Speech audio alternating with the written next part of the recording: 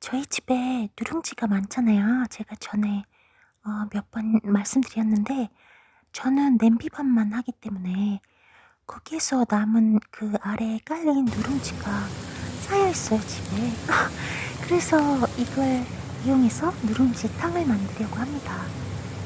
그래서 누룽지를 먼저 튀겨주고 이렇게 지금까지 해본 경험으로는 굉장히 고온에서 이렇게 바싹 튀겨야지 굉장히 바삭하고 뭔가 팝팝 터지는 그런 느낌으로 튀겨지더라고요.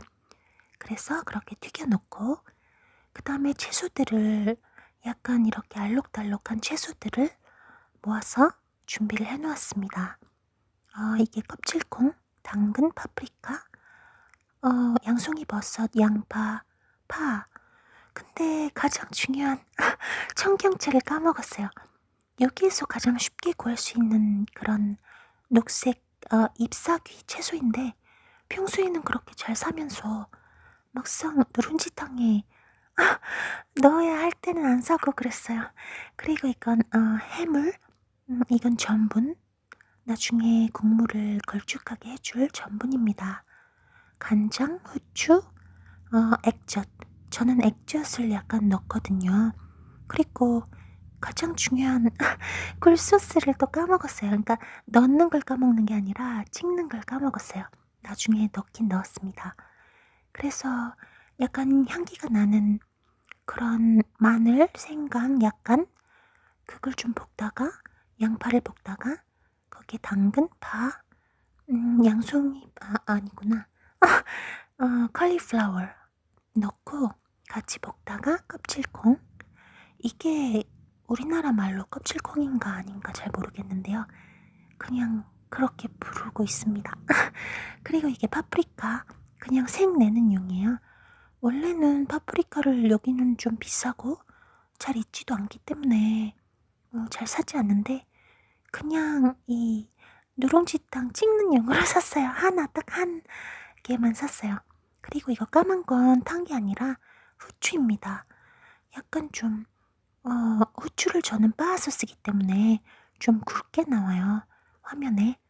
그리고 물을 붓고 거기 아까 양념들을 다 넣고 굴소스도 넣었습니다.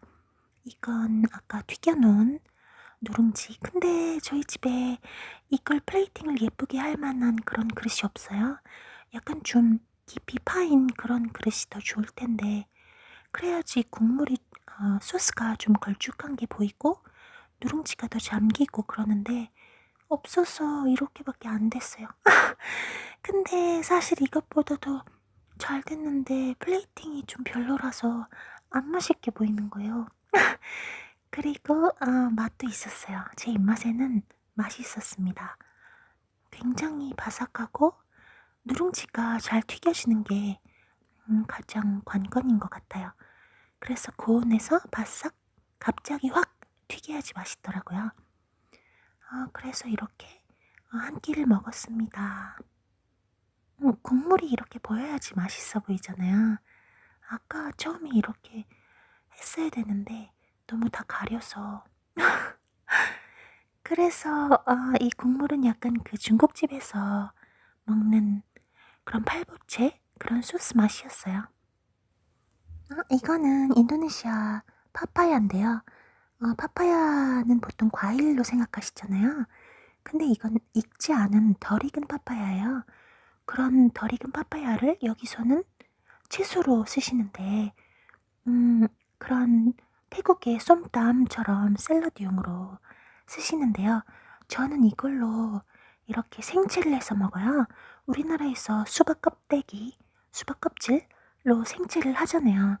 그런 식으로 하는데 와 진짜 무생채보다 두세 배는 더 맛있어요. 진심. 아니 그러니까 양념이 만약에 같다는 그 전제하에 왜냐면 이 파파야는 우리나라 꼭 우리나라는 아니지만 어떤 채소든 약간 절여서 꼬들꼬들하게 만들어야지 맛있잖아요. 생채나 그런 반찬으로 할 때는. 그래서 소금에 절여 놔야 되는데 이거는 그냥 이렇게 바로 잘라서 쓰자마자 절이지 않아도 바로 꼬들꼬들해요. 근데 그 꼬들꼬들한 정도가 무생채를 하루 정도 절여서 이렇게 꼭 짜서 쓰는 것보다도 더 꼬들해요. 그니까 맛있잖아요. 식감이 맛있으니까. 그리고 양념은 고춧가루, 참기름, 식초, 소금, 설탕 그렇게 해서 했습니다. 액젓을 넣을 때도 있고요. 그냥 좀 깔끔한 맛을 원하면 소금으로만 하고요. 이걸 하는 이유는 사실은 저는 비빔국수를 만들려고 하는데요. 거기에 이렇게 무생채를 넣은 비빔국수처럼 해보려고. 근데 무는 잘 구하기도 힘들고 여기는. 그리고 구해도 별로 맛이 없는 무이기 때문에 이렇게 덜 익은 파파야로 무생채를 하루 전에 만들어 놓고, 이건 그 다음날 영상이에요. 그래서 비빔국수를 만들려고 소스를 만들었는데 그 파파야 생채에 이미 소스가 그러니까 양념이 돼 있으니까 이거 비빔국수 소스는 약간만 만들었습니다. 이렇게 확 끓어오를 때 차가운 물을 한 컵 부어야 한다고 하셔서 유튜브에서 많은 분들이 백종원 님이 그러셔서 그렇게 했습니다. 그래서 바락바락 씻어서 거기에 어제 만들어 놓은 이 파파야 생채를 넣을 준비를 하고, 이게 다 넣은 거예요. 아까 만들어 놓은 소스는 그냥 고추장, 식초, 설탕, 참기름 그렇게 해서 이렇게 우선 섞어 놓고 비벼 놓고. 근데 진짜 너무 맛있어요. 제가 해서 그런 게 아니라 진짜 맛있는 맛이에요. 특히 파파야의 식감이 신의 한 수예요. 맛은 그냥 비빔국수야 다 거기서 거기지만. 그래서 오이는 좀 더 가늘게 예쁘게 썰어야 되는데 이렇게 두껍게 못생기게 썰어졌습니다. 그래서 삶은 달걀과 함께 먹었고, 이거는 인도네시아 바나나인데요. 여러 종류가 있어요. 거의 셀 수 없을 정도로 많은 종류의 바나나가 있는데 이거는 튀겨 먹는 종류예요. 그래서 그냥 이렇게 과일로 먹기에는 아무 맛도 없는 약간 그런 느낌인데, 튀기면 달아지지만 그래도 약간 그 양념을 해야 돼요. 양념? 뭔가 간을 해야 돼요. 그래서 소금, 설탕, 바닐라, 그리고 원하신다면 계피가루, 시나몬 가루 그런 걸 넣으셔서 해도 되고, 그래서 이렇게 반죽을 준비해서 거기에 묻혀서, 이 바나나는 잘 부서지지 않고 약간 좀 딱딱하고 보통 바나나에 비해서 건조하기 때문에 이렇게 부채 모양으로 썰어서 겹쳐서 튀기시더라고요. 여기에 전통 방식이에요. 그리고 이렇게 약간 부채 같잖아요. 근데 이렇게 거의 모든 분들의 최애 가정 간식? 집에서 해먹는 간식? 그리고 길거리 어디에서든 찾아볼 수 있는 가장 흔한 인도네시아 전통 간식입니다. 바나나 튀김. 그런데 그 튀기는 방법도 종류도 엄청 많아서 이건 그냥 가장 기본적인 거였어요. 이거를 잘라서 이렇게 단면을 보여드려야 되는데 까먹었어요. 근데 진짜 맛있긴 맛있어요.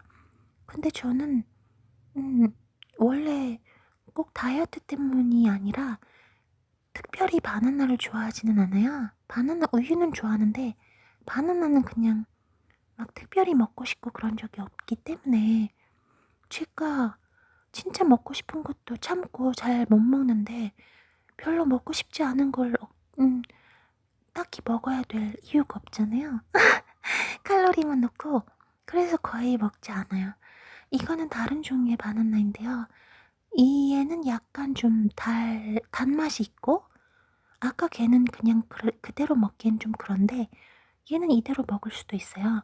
그래도 우리가 아는 그 보통 바나나에 비해선 달지 않고 좀 통통하죠? 그리고 얘는 건조하지 않고 이렇게 미끌미끌, 약간 좀 아까 거에 비해서는 잘 부서지는 타입?